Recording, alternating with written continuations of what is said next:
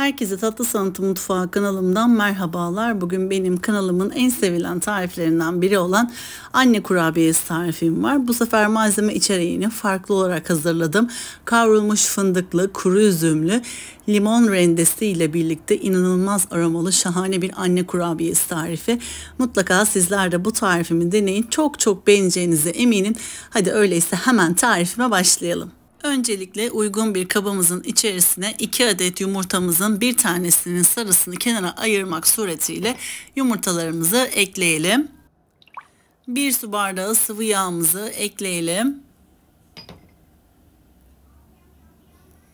1,5 su bardağı toz şekerimizi ilave edelim. Bu bardağın büyük olduğu için tam 1,5 su bardağı ölçüsünde.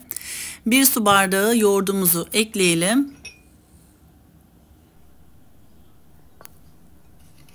Malzemelerimizi güzelce el çırpıcısıyla çırpalım. Bu aşamada el çırpıcısıyla çırpıyoruz ki tüm malzemelerimiz güzelce iç içe geçsin ve özleşsin. Malzemelerimizi çırptıktan sonra önceden hazırladığımız kavrulmuş fındığımızı robottan geçirelim. Ve yarım su bardağı ölçüsünde kavrulmuş fındığımızı karışımımızın içerisine ekleyelim. Dilerseniz robottan çekilmiş ceviz de ilave edebilirsiniz. Ya da bu aşamada fındık veya ceviz eklemeden sadece kuru üzümle de çok güzel anne kurabiyesini hazırlayabilirsiniz. Ben kavrulmuş fındığı, özellikle kavrulmuş fındığı kuru üzüme çok yakıştırdığım için kuru üzümlü anne kurabiyesinin içerisine kavrulmuş fındık da eklemek istedim. O yüzden tercihe bağlı ama gerçekten aşırı lezzetli oldu. Denemenizi bu şekilde tavsiye ederim. 1 tatlı kaşığı karbonat ilave ediyorum ve 1 limon rendesi ekliyorum. Limon kabuğunu rendeledim. 1 limon kabuğunun rendesini ilave ettim. 1 paket hamur kabartma tozu ve 1 paket toz vanilya ekliyorum.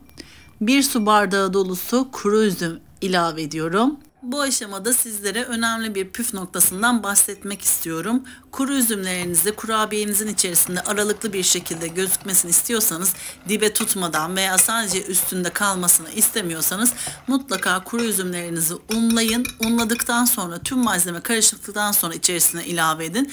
Ben o şekilde eklemedim. Tamamen buradaki karışımın içerisine kuru üzümlerimi ilave ettim. Şimdi unumu ilave edip karıştıracağım. Hem kek yaparken hem de kurabiye yaparken o şekilde görüntüsü hoşunuza gidiyorsa mutlaka kuru üzümlerinizi önden bir unlayın. Ondan sonra harcın içerisine ilave edip o şekilde pişirebilirsiniz. Bu malzeme ölçülerine 6,5 su bardağı un kullandım. Diğer yapmış olduğum anne kurabiyeleri gibi bu anne kurabiyesi tarifim de tam ölçülüdür. O yüzden birebir malzeme ölçülerine uyarak dikkatli bir şekilde hazırlarsanız aynı görüntüde, aynı lezzette çok güzel kuru üzümlü kavrulmuş fındıklı anne kurabiyesi elde edebilirsiniz. Şimdi kabımda kalan diğer unumu da ilave ettim ve karıştırıyorum.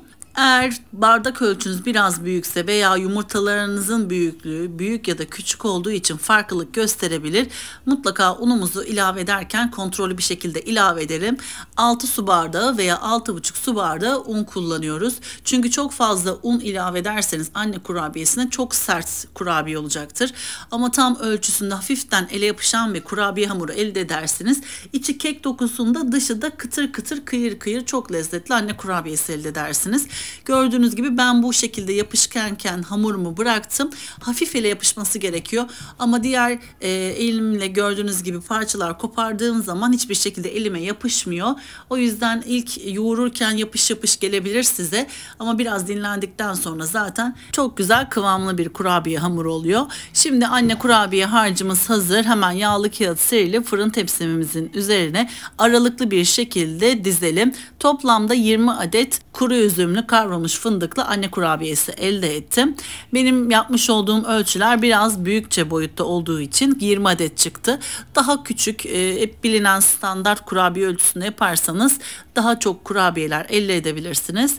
Benim yapmış olduğum ölçüler pastane usulü anne kurabiyesi ölçüleridir. Pastanelerde vitrinlerinde gördüğümüz anne kurabiyesi ölçüsünde biraz büyükçe ölçüde yaptım.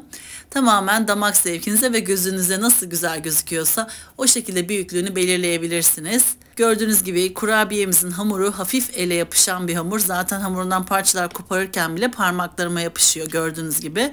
Bu şekilde olması gerekiyor kıvamı. Çünkü iç dokusu kek dokusunda olması gerekiyor. Dışı da kıtır kıtır, kıyır kıyır bir lezzet. Gerçekten çok lezzetli oluyor. Benim en sevdiğim kurabiye diyebilirim. Bu arada bu tarifimi ilk defa izleyen takipçilerim için kanalımda bir sürü anne kurabiyesi tarifi var. Portakallı anne kurabiyesi, sade olarak anne kurabiyesi, boşnak kurabiyesi, tarçınlı cevizli anne kurabiyesi olmak üzere birçok anne kurabiyesi tarifine kanalımdan ulaşabilirsiniz.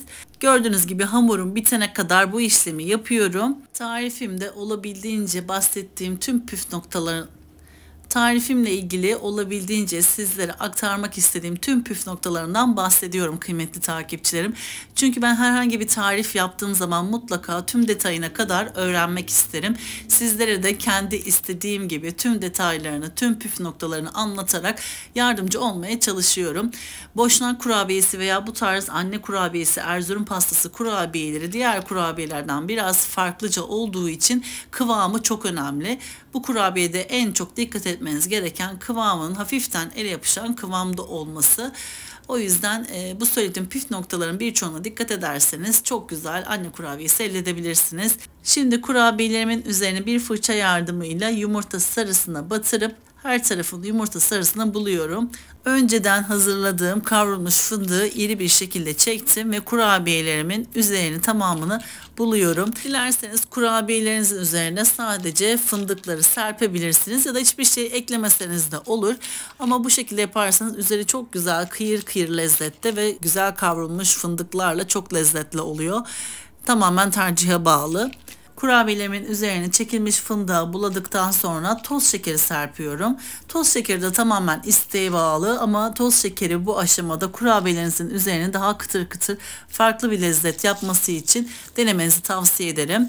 180 derecelik önceden ısınmış fırınımızda üzerleri çatlayana kadar ve kızarana kadar pişirelim. Kurabiyelerimiz pişti, hem çok güzel kızardı ve çok güzel çatladı.